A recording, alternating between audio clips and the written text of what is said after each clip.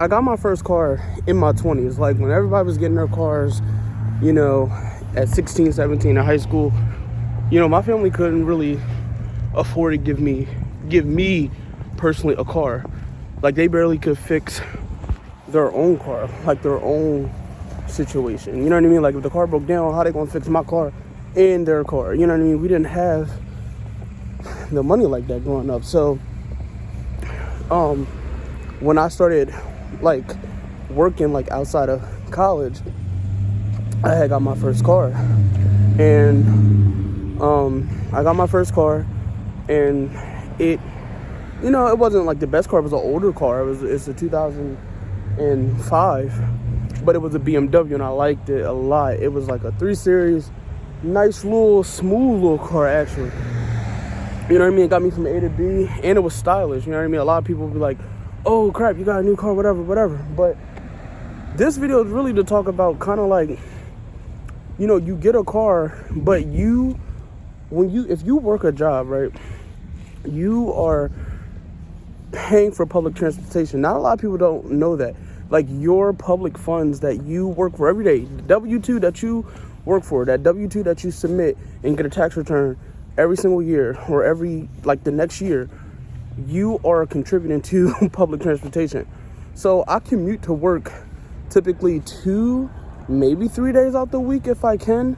And not even it's not even about really saving on money. It's really about just utilizing what you're already contributing every single day. Not a lot of people know that. Not a lot of people know that you're contributing to the buses, the trains.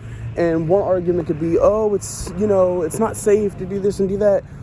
Honestly, walking on the street to your car is less safer than catching public transportation, because you got to think about it. Public transportation it's a job. Like, that's a state job. It's protected, it's unionized in some cases in some states. But if you're paying for it, like, why would you want to, maintenance on your own car, insurance, gas, you know what I mean, watching out for other drivers that might not be insured or might not be registered to drive that car anyway, and then you get into an accident. Whereas if you circumvent that by taking public transportation, you know, 2 days, 3 days, 1 day, just 1 day out of the week, you're saving a full tank of gas. You're saving, you know, that you get into an accident or anything like that. Like, you're saving it. It all comes out in the end, because at the end of the day, you're still paying for your public transportation. Like, no matter what you do, unless you're working under the table. And half you guys, if you're in my age range and you went to school, or even if you didn't go to school but you got a decent job and you get a tax return, you're paying for your state's public transportation. As simple as that.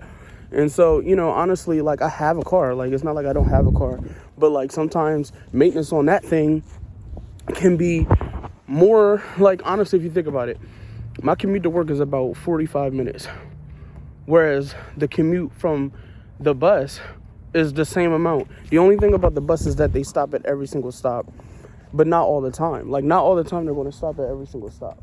Like, if you think about it like this, let's say, you get up in the morning, it's 5 in the morning, right? You got to be to work by 6. You get up, and it's like, or not even 5 in the morning, but like, let's say you got to get up, get to work. So you get up at like 6 a.m., take your shower, get dressed, whatever. Then you hit the road, and you got to commute to work 25 minutes, 30 minutes, 40 minutes to work. You should check your local public transportation, because it might be shorter time and a walk for you. Like, it's like probably 15 minutes and then like a quick brisk walk for you from the bus stop to your job, where you have to stop at lights, watch out for traffic, watch out for 18-wheelers, park your car. You probably have to pay for parking. Some of y'all have to pay for parking, bruh. Whereas where you could just pay $1.15, $1.80 just to get on the bus to get to your job. And the sad part about it is you're already paying for it. If you pay taxes and you get a W-2, you're already paying for it. Like, you already got, bro. So honestly, you know, getting your car at 16, like, that's great. Like, for some of y'all who have that luxury and that privilege, it's not a problem. You know, it's just, honestly, I feel like a lot of people need to take advantage of their state's public system. And my bus is I just want to show y'all, like, taking a bus. There's nobody on this bus. Like, nobody on this bus. Nobody. Got a full seat. No one's even getting on this bus. No one utilizes public transportation. And everyone's like, oh, public transportation is bad, you know, it's not safe. There's nobody on your bus, especially like if you don't live in like a crazy part of town. 9 times out of 10, your bus routes in your area is not going to be no one on there. Only if you live in like a really metropolitan area. But like some of y'all who are just working, your public transportation or even the particular bus route that you're using that is utilized for your area, nobody's on the bus. Seriously, nobody's on the bus.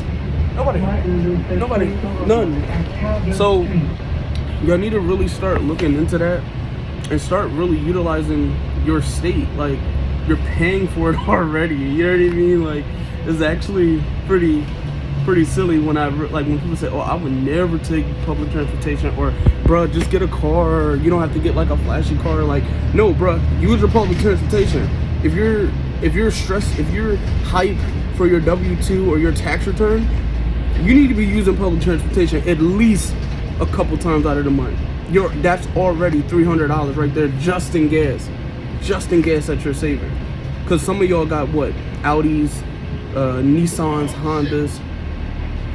Some of y'all need to like literally utilize public transportation. It's not even, it's not even, it's kind of like not even, it's common sense at this point. Like, when I realized, because I was like y'all too, I was like, oh, once I get my car, I'm never utilizing public transportation. Like, that's not me, that's not this and that. Like, honestly, bro, like, it's not the end of the world. Matter of fact, you may meet a connection that way. You know what I mean? Like, you get a lot, you don't have to worry about dumb drivers during rush hour. You literally get to look at the scenery and chill, listen, throw your iPod on. It's literally, y'all like to travel, right? It's literally like sitting on a plane, for real. Some of the buses are so equipped, like it's like chilling on a plane. Get a window seat and you're safe. You don't have to worry about speed limits. You don't have to worry about none of that, really. You know what I mean? You know what I'm saying? You know what I'm saying? But yeah, you guys need to start really tapping into that and looking at what your state dollars is going to and what's free, what's available to you, because you're trying to obtain this life or just lifestyle for no apparent reason, where you're paying for it anyway, bro. Like, you're paying for it anyway.